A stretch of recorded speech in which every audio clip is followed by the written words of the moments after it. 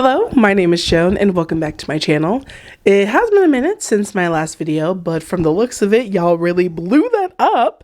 And I'm very grateful for the love because the topic of Bring It On Again has been on my mind for years. I'm happy to see that people took the time to watch it. You know, some did not agree, some did agree, which I really appreciate. But today we are going to talk about what I watched this month, March edition. Now, since it is the end of quarter one, I am going to throw some lovely stats your way. I have watched 41 movies, 10 of them being released this year. And I have watched 13 shows, 3 of them also being released this year. My favorite film so far has been Dune Part 2, and my favorite TV show has to be Mr. and Mrs. Smith, which I definitely knew was going to be a really good adaptation from what I saw because I am also a lover of the Mr. and Mrs. Smith movie. That literally is one of my favorite childhood movies, and so I think it was a really awesome adaptation. I loved it so much. It was really good. So let's get on to the stuff that I watched. So I started off the month with Dune Part 2. And I really don't know what I can say that hasn't already been said. Like, beautiful cinematography. I think the pacing of the film wasn't too bad. I think it should have been shortened just a little bit. The characters, I think the performances were well done. Personally, my favorite was Zendaya. I think she ate down this entire movie. Like, the idea of her being in the first part for only 15 minutes and then her being like in this movie from like beginning to end, I loved it. Like, her performance probably the most blew me away, and I was rooting for Channing by the end. And Timothée Chalamet also did a really good job. And also Austin Butler. Yeah, Austin Butler kind of ate down this role. Like, really ate down this role. And it also just makes me think like how much of a great voice actor he is. And I really hope he gets more into that. Next, I watched Mean Girls with my best friend for a movie night.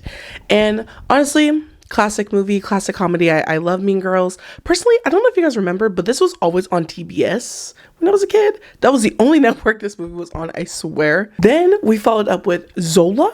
And this was actually the second time I've seen it with my friend because the first time I saw it, I was in New York. And yeah, funnier the second time. I really loved Riley Cano's performance. Like, her performance is so funny. Also, I forgot that Coleman Domingo was also in this movie. Like, Coleman Domingo really just shows up in some movies. Like, he's just one of those actors you're like, oh my god, you're here and I forgot about you. Then I watched Poor Things on Hulu, and I like this movie. I think the backlash on this movie was very interesting. Because I know a lot of people are talking about like, oh, like this movie is just all about sex, but like, as someone who is very in tune with the topic of sex and like sexuality, I did not get that vibe at all. And I did watch a video by wonderful creator Khadijah, and basically the way that she explained is that the backlash to this movie, she felt like was the same way that Cuties got backlash. And I loved Cuties. Like, I think when it came out, like I saw it like 3 times, and I personally related to that film Cuties, and how she was just like, it feels like that backlash is giving the same sort of Cuties backlash where like people are lacking nuance with it. And I honestly agree. I definitely agree, because when I watch Poor Things, like, I think the story as a whole is a woman's journey through life, especially like as someone who is kind of unapologetic about the way she lives her life.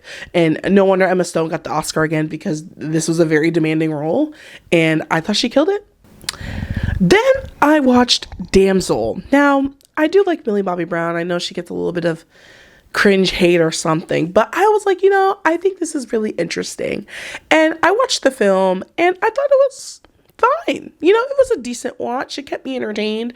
I don't really like fantasy elements, like the idea of like dragons and all this. I really don't care, but I will personally say I did like the element of the dragon involved in the whole story, because like the dragon was also getting played by the kingdom, and how Millie Bobby Brown's character had to like save herself. Like, yeah, it's called Damsel, but like ain't no one coming to save her. I'm not gonna lie, the ending was pretty good.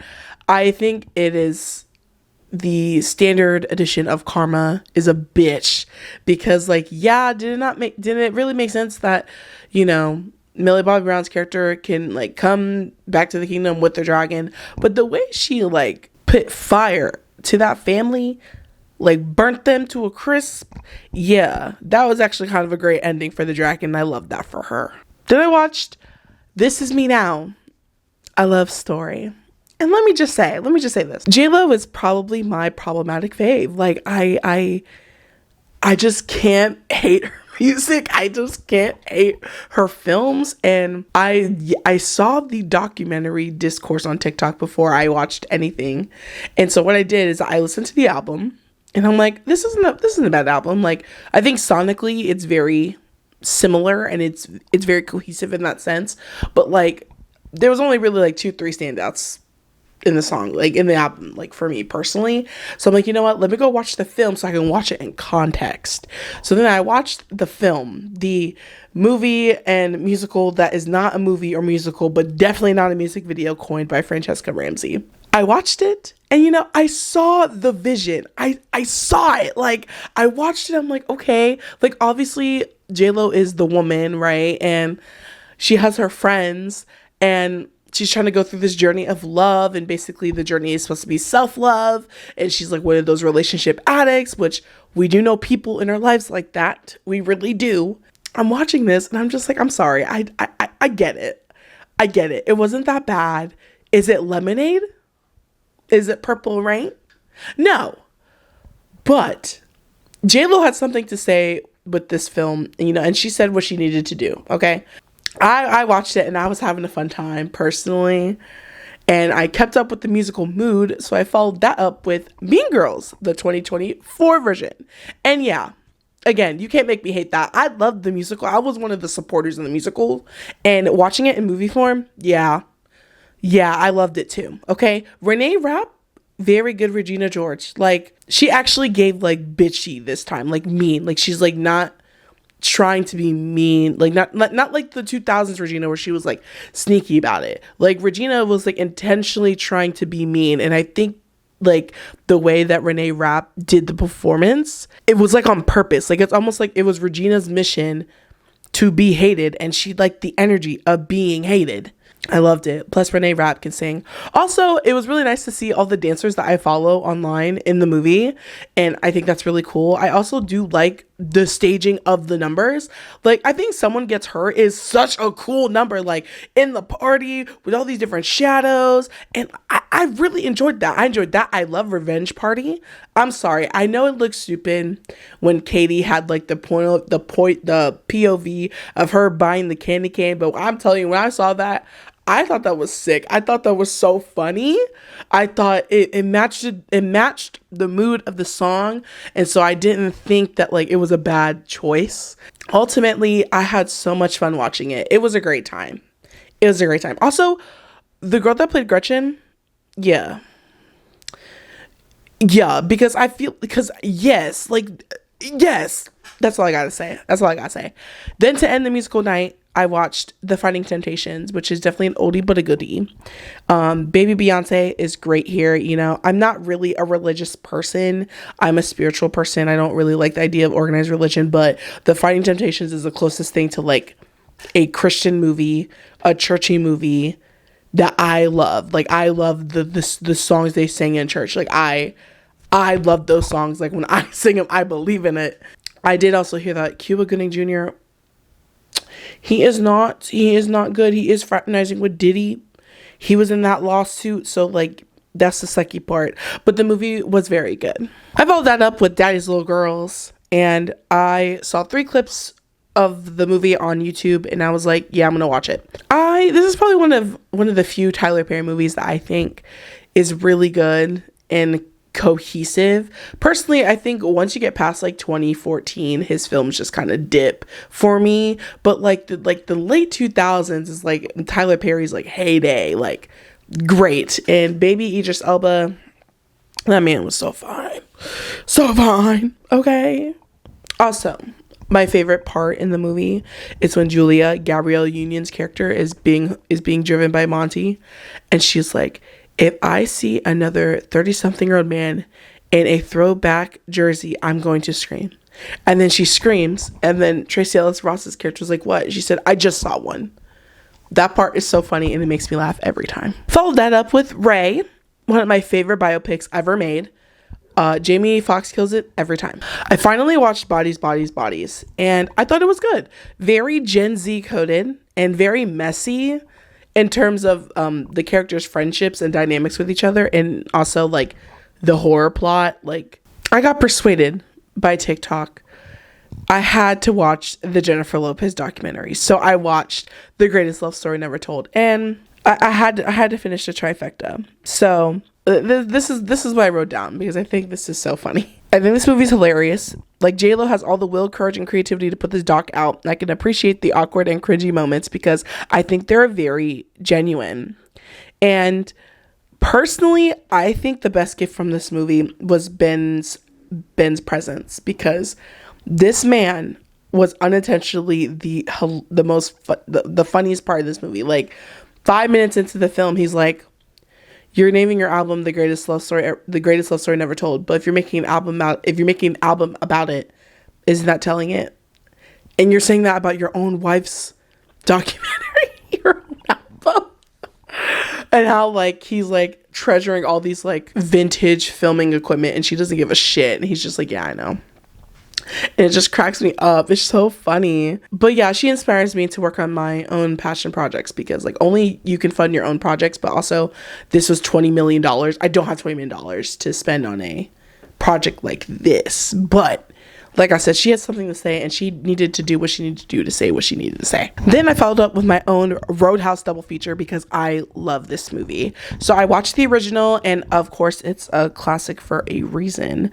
Patrick Swayze was so fine in this movie. So then I watched the 2024 version, and let me just say, the movie was decent, but there also was not enough Roadhouse for me. Like, there should have been more emphasis on like the actual Roadhouse and like the development of that, but there wasn't. And I think Dalton and Ellie's chemistry is abysmal. And while I was writing this section, I realized that this needs its own video, because I have so many thoughts. So that is coming.